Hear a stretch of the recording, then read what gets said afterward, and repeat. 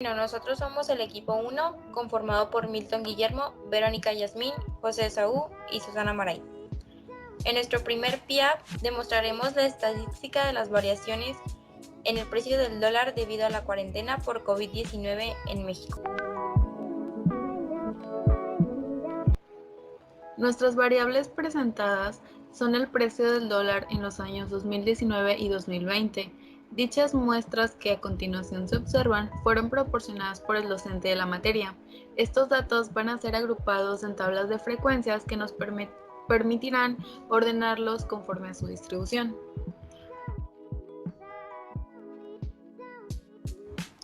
Para iniciar, vamos a obtener el máximo de este conjunto de datos con la fórmula. Seleccionamos todos los datos, cerramos el paréntesis y damos Enter. Después vamos a calcular el mínimo, otra vez seleccionando todos los datos, cerrando paréntesis y dando Enter. El rango, como se muestra en la fórmula, es el valor del máximo menos el mínimo. Ponemos nuestra fórmula y damos Enter. A continuación vamos a buscar el número de intervalos con la fórmula que está aquí abajo, que ponemos nuestro signo de igual, 1 más 3.32 por el logaritmo base 10 de nuestro conjunto de datos, que son 50 datos, y oprimimos la tecla Enter. Este valor lo debemos redondear al número entero siguiente, que en este caso es 7.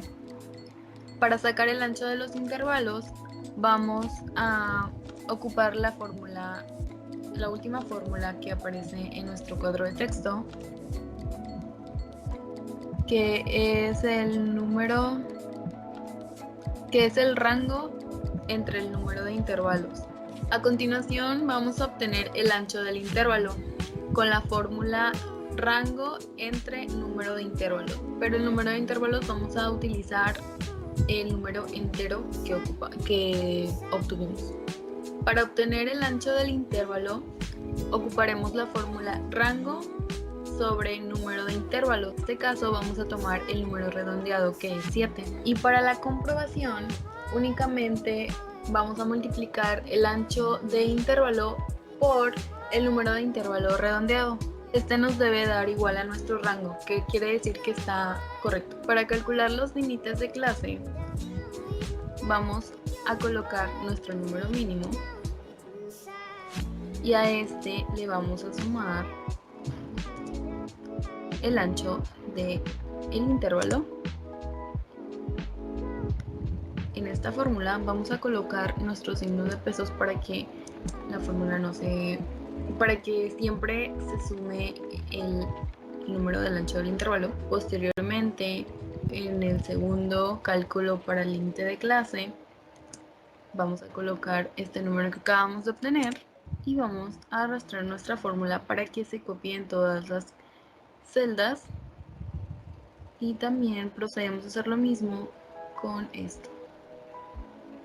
Y aquí podemos observar que el último dato que aparece aquí es igual a nuestro número máximo, que es el número máximo en todo nuestro conjunto de datos, y asimismo el número con el que empiezan nuestros límites de clase es el mismo que nuestro número mínimo. Para la marca de clase vamos a obtener el promedio de los límites de clase con la fórmula promedio.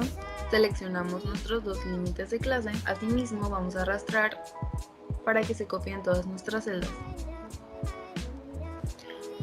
Para obtener nuestra frecuencia absoluta vamos a hacer un análisis de datos que nos proporcione esta frecuencia.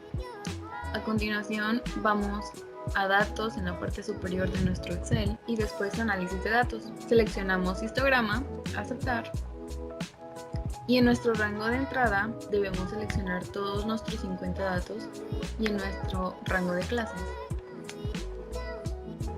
nuestro límite inferior. Posteriormente vamos a oprimir el rango de salida y después escogemos una celda y verificamos que estén palomeados el porcentaje acumulado y crear un gráfico. Le damos a aceptar y automáticamente nos proporciona proporciona nuestra frecuencia absoluta y nuestra frecuencia acumulada porcentual. Vamos a copiar, bueno, aquí automáticamente nos da nuestra frecuencia absoluta y nuestra frecuencia acumulada porcentual. Aquí vemos que un pequeño dato quedó fuera del rango que nuestra clase obtuvo, entonces vamos manualmente a integrarlo a la clase anterior y después copiamos nuestros datos de frecuencia absoluta.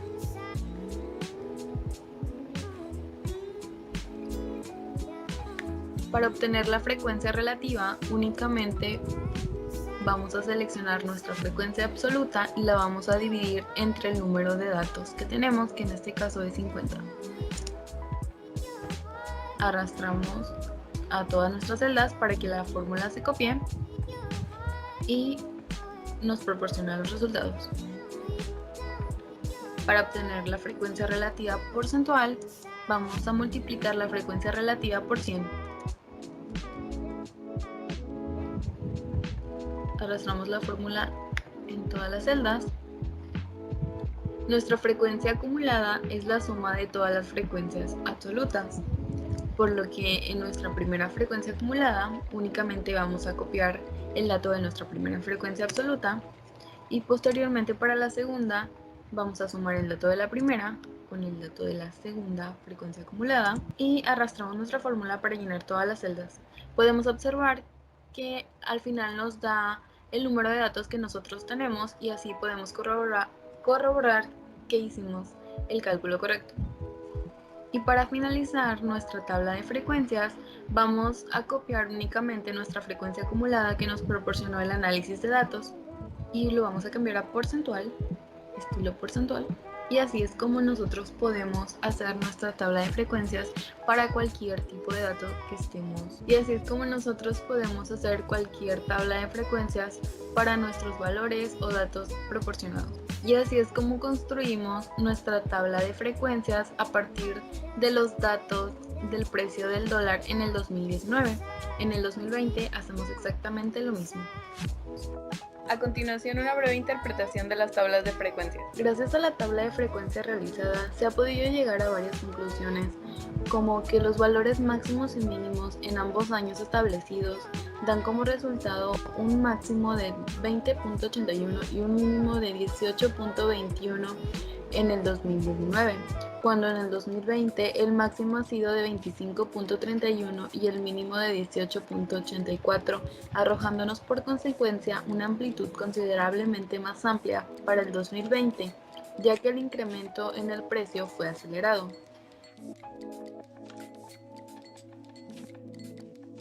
A continuación vamos a hablar sobre cómo crear las gráficas. Primero vamos a empezar con el histograma. En histograma vamos a utilizar lo que es la clase inferior. Vamos a tener que crear una clase antes, utilizando el primer valor y restándole 0.371. Vamos a dar enter. Aquí le ponemos 0.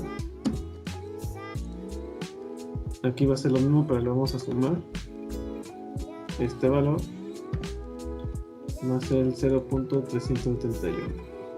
Enter. 0.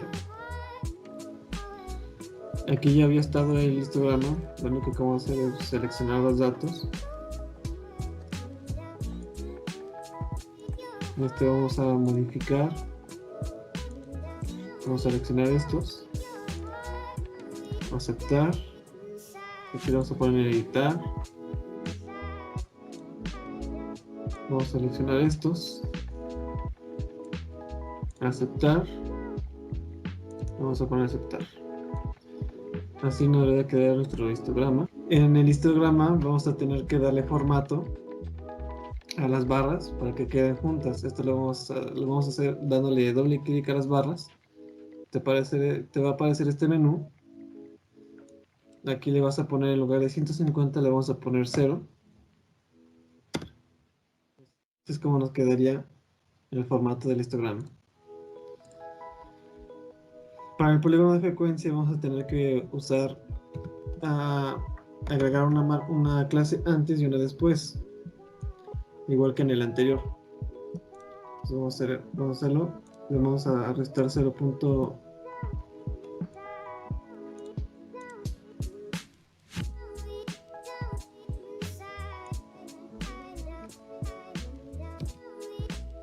Aquí le vamos a poner 0. Aquí es igual esta más 0.371, enter, y le vamos a poner 0. Vamos a ponerle en insertar gráficos de dispersión.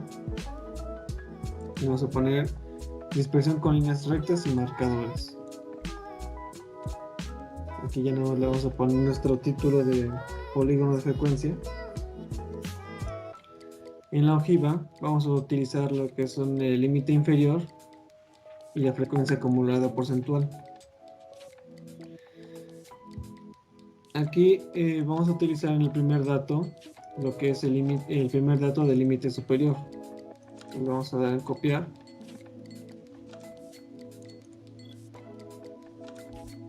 Pegar.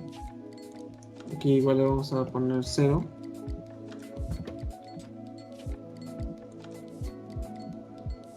Igual vamos a ir a insertar gráficos de dispersión y vamos a poner el mismo gráfico. Y este será nuestro ojiva.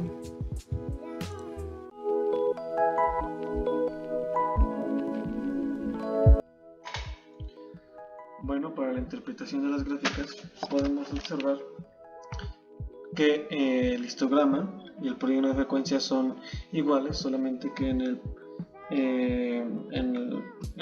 histograma es una representación gráfica de barras.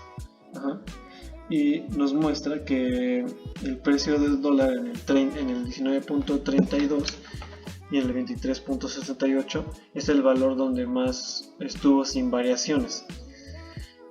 Esto nos dice que durante todo ese tiempo el dólar se mantuvo entre ese valor 19.32 y el 23.78, ¿sí? Para la ojiva, en la ojiva tenemos que observamos que en el 18 al punto 19 no hay una variación tan grande, pero si vemos que después del 19 hay una variación donde ya se dispara nuestro valor del dólar, ¿sí? Hasta llegar hasta el 21. De hecho, también podemos ver que estos tres últimos puntos son muy similares a los de los tres primeros, ¿sí? Y en el 2020 también es igual, nada más que ya con un precio del dólar ya más alto, ¿verdad? Vemos que comienza con 19.50, sube con 20.5, sube otro poquito a 21.50 y de ahí ya se va directo a dispararse hasta el 23.50, donde ya se había mantenido un poquito sin tanta variación, y de ahí otra vez vuelve a subir en los últimos meses de la prueba, ¿verdad? Vemos que se dispara hasta el 25.50. Ahora, para la creación de nuestra tabla descriptiva enfocada en las medidas de tendencia central, de dispersión, de posición y de forma, nos dirigiremos a la pestaña de datos. Damos clic en análisis de datos y seleccionamos la opción de estadística descriptiva. Damos a aceptar y se nos abrirá esta ventana. En nuestro rango de entrada damos clic y seleccionamos nuestros datos.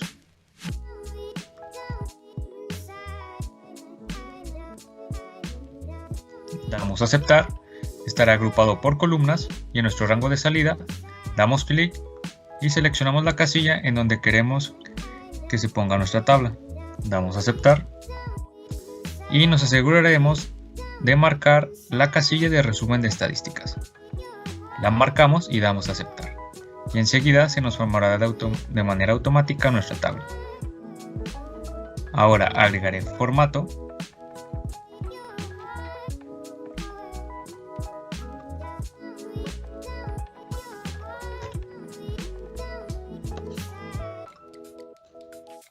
Después de aplicar el formato, podemos borrar este número 0.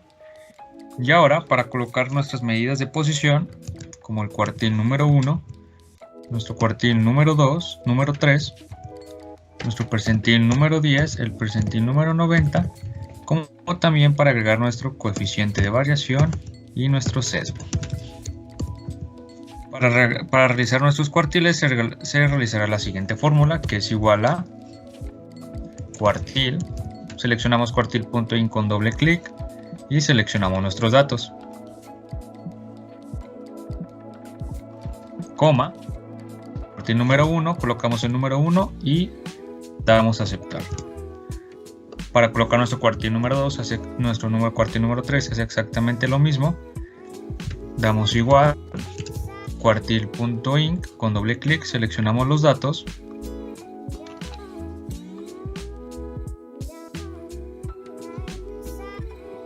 Coma, número 3, aceptar.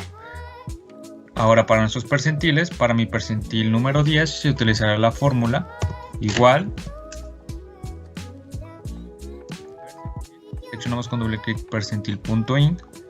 Ahora seleccionamos nuestros datos.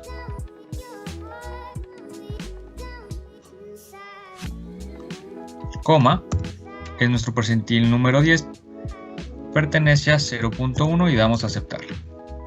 Se hace lo mismo en nuestro percentil número 90, igual a percentil.in, seleccionamos nuestros datos.